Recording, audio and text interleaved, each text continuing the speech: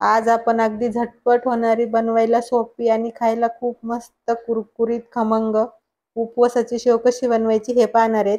आवडली तर like, share, subscribe नक्की करा. शेव बनवण्यासाठी इथं मी 1 कप बगर घेतलेली आहे.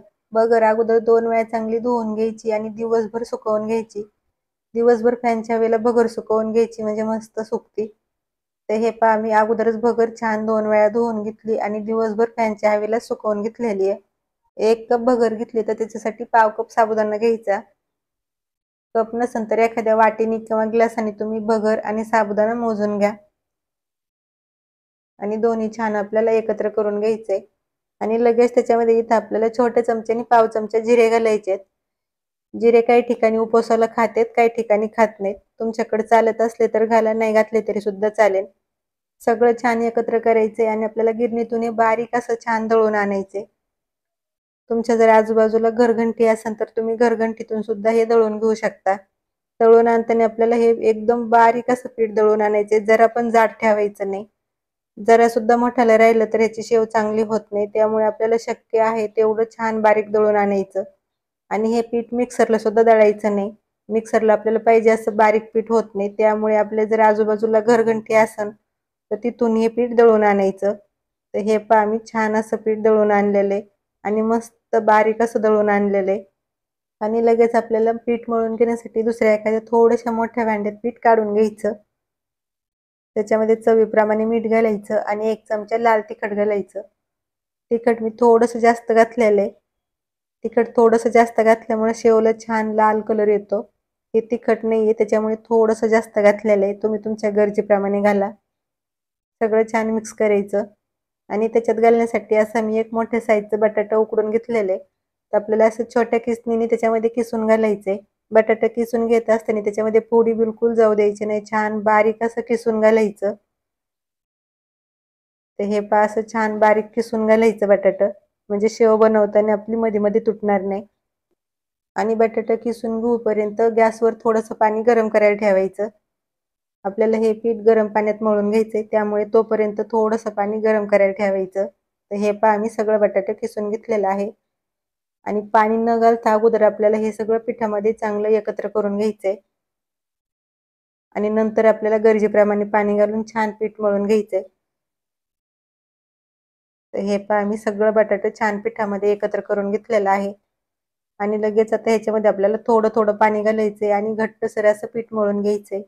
जास्त घट्ट मळायचं नाही आणि जास्त पातळ सुद्धा ठेवायचं नाही. आपण चपातीला पीठ मळतो त्याच्यापेक्षा थोडंसं घट्टच मळायचं, म्हणजे शेव बनवताना मस्त शेव ह्याची तयार होती.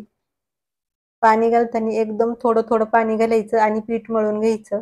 हे पीठ मळायला एकदम कमी पाणी लागतं त्यामुळे अगदी थोडं थोडं पाणी घालायचंय आणि मस्त असं पीठ मळून घ्यायचंय. एकदम जास्त पाणी घालायचं नाही, थोडं थोडं पाणी घालायचं आणि मस्त असं पीठ मळून घ्यायचं. आणि ह्याच्यामध्ये आपल्याला गरम पाणी घालूनच पीठ मळून घ्यायचंय, गार पाणी घालायचं नाही. तुम्हाला जर गरम पाणी घालून हाताने सुरुवातीला जमलं नाही तर अगोदर थोडंसं तुम्ही चमच्याने मिक्स करून घेऊ शकता आणि नंतर जसं हाताला जमेन असं तुम्ही छान ह्याचं पीठ असं मळून घ्या. तर हे पहा मी थोडं थोडं पाणी घालून मस्त असं पीठ मळून घेतलेलं आहे. लगेच आपण शेव बनवायला घेऊया. पीठ मळून झालं की लगेच शेव बनवायला घ्यायची, जास्त वेळ असं ठेवायचं नाही. जास्त वेळ जर असं ठेवलं तर पीठ पातळ होतं, त्यामुळे पीठ मळून घेतलं की लगेच शेव बनवायला घ्यायची.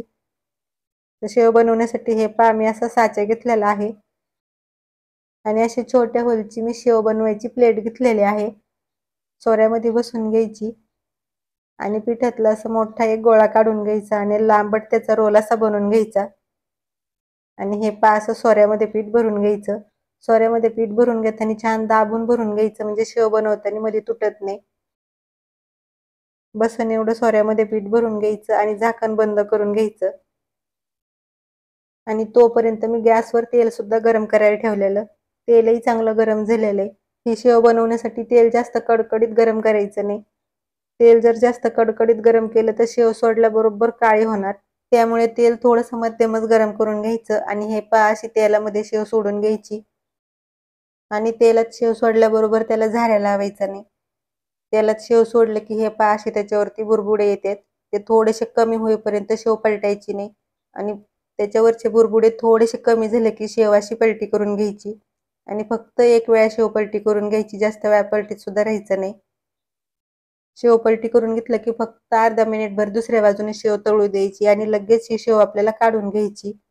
ही शेव तळायला फक्त 1 ते 1.5 मिनिटं लागतं, जास्त वेळ लागत नाही.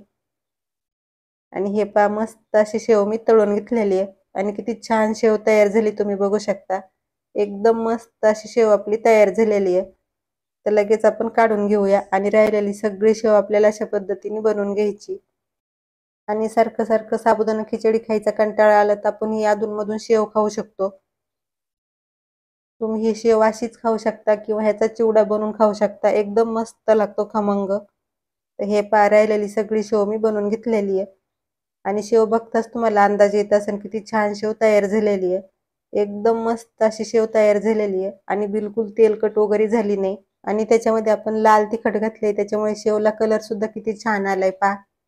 तुम्हाला मी थोडीशी शेव तोडून दाखवते किती खुसखुशीत झालेली आहे आणि खायला सुद्धा एकदम मस्त झालेली आहे. तर तुम्ही सुद्धा अशा पद्धतीने एक वेळा तरी शेव नक्की बनवून बघा. आवडली तर लाईक, शेअर, सबस्क्राईब नक्की करा. धन्यवाद.